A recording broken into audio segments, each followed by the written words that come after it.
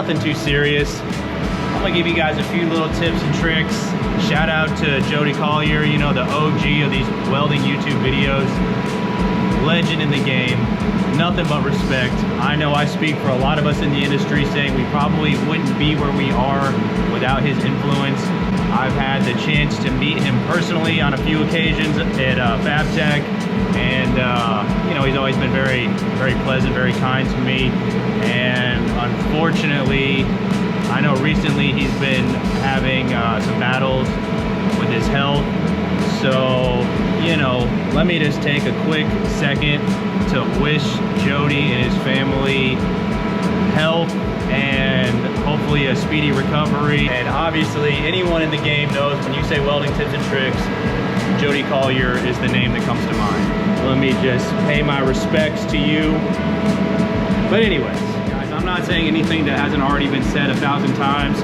I'm just putting my spin on it, offering my variation. And you know, this is what's helped me, because to be honest, I struggled with overhead stick welding, and it is a absolutely crucial skill, because when you start moving on to pipe welding, you're gonna have to start at the bottom of that pipe, whether you're in the 5G or the 6G position. And all these skills that you learn welding plate overhead are going to need to be applied when you're welding pipe. All right, so take your practice seriously.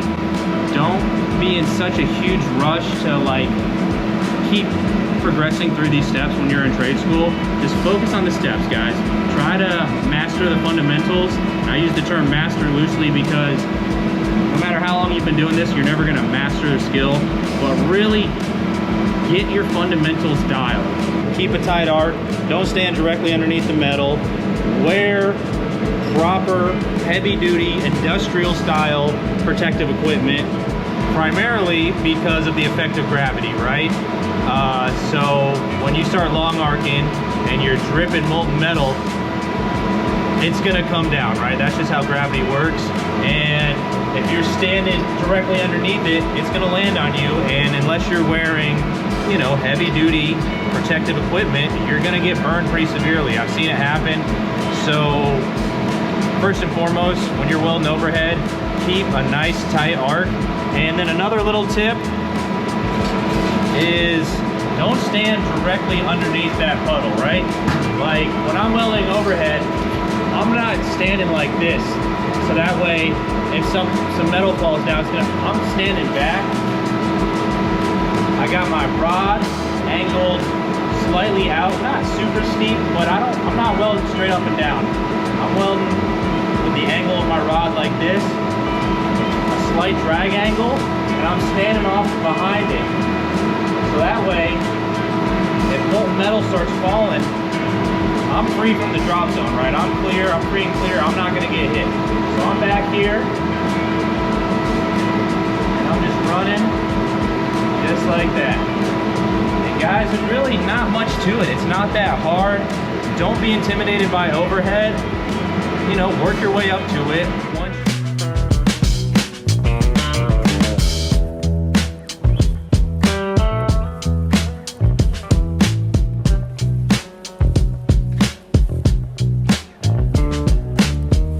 When it comes to welding overhead, it's difficult a lot of times to strike an arc, because if I turn this light off on the camera, oh shit, fuck.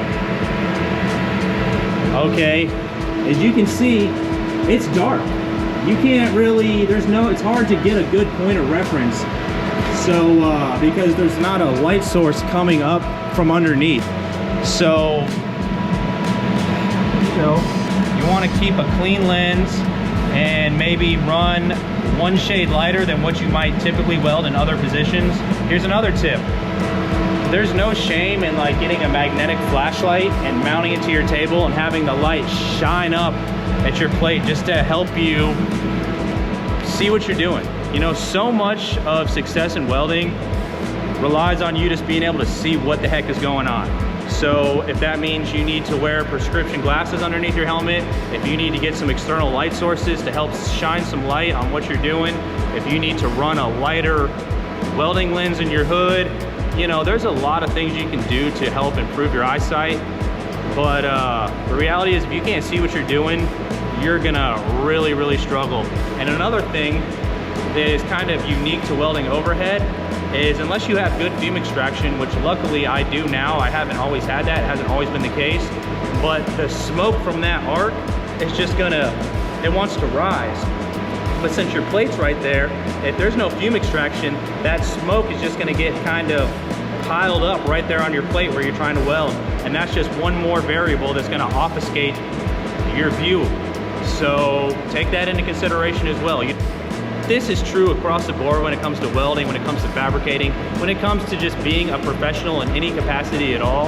And that is, if you want to succeed and you want to have longevity, then you gotta enjoy what you're doing. So don't get all pissed off if your welds don't look the best.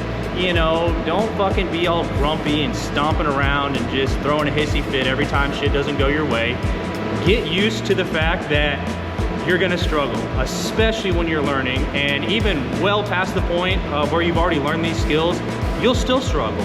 So just embrace the struggle, accept it as a part of life, you know, and it's gonna make those times when everything's going really well feel that much better. So, you know, if you have a bad attitude and you're pissed off and you're just rushing, it's like, I don't know if it was Jody who said it or someone else, I think it was Jody, but it's one of those sayings that really stuck with me, and that is, when you're digging yourself into a hole, the first thing you need to do is put down the shovel. All right, so if you're welding overhead and your bead looks like crap and it's just not going good, a lot of people have the tendency to start just like, run the next bead and run the next bead and run the next bead. That's probably the wrong approach. Probably what would be better is if you just set the stinger down, you know, take 5-10 minutes, go get a drink of water, go outside, shoot some hoops, blow off some steam, go commiserate with one of your buddies in the shop, and then come back and start fresh. All right, so don't let yourself spiral out of control when things start going bad.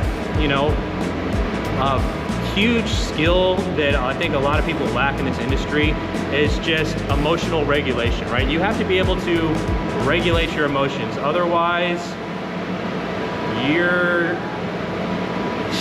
fucked, you know? Well, that's all I really got for this one. As always, guys, stay safe out there. I appreciate you watching, and this is the Man Welding signing out. Catch you on the next one.